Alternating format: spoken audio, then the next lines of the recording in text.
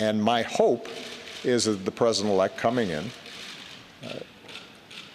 takes a similarly constructive approach, finding areas where we can cooperate with Russia, where our values and interests align, but that the President-elect also is willing to stand up to Russia where they are deviating from our values and international norms. I don't expect that the President-elect will follow exactly our blueprint or our approach,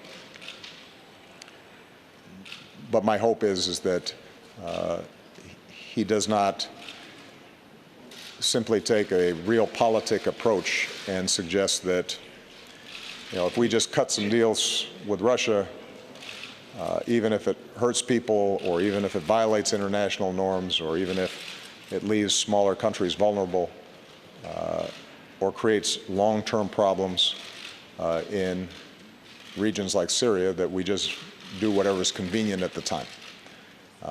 And that will be something that I think we'll learn more about as the President-elect puts his team together.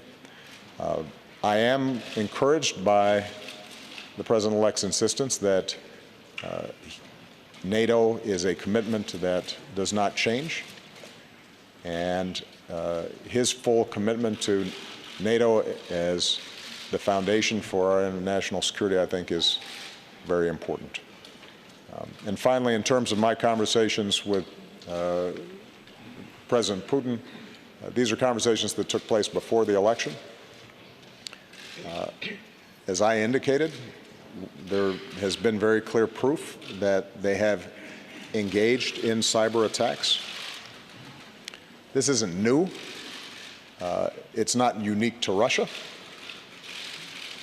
There are a number of states where we've seen low-level cyber attacks and industrial espionage and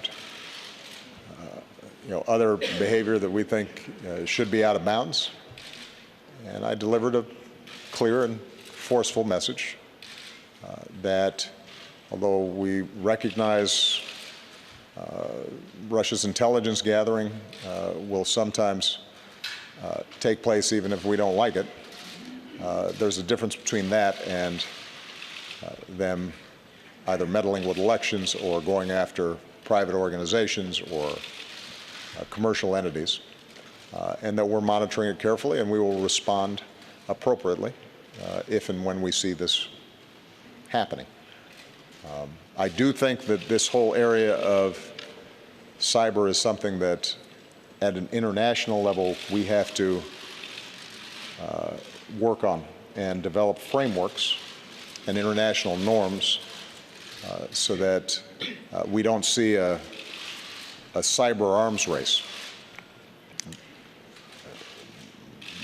A lot of countries have advanced capabilities, and given the vulnerabilities of our infrastructure and our economies to digital platforms, we have to be careful in making sure that this doesn't become a lawless, low-level battlefield.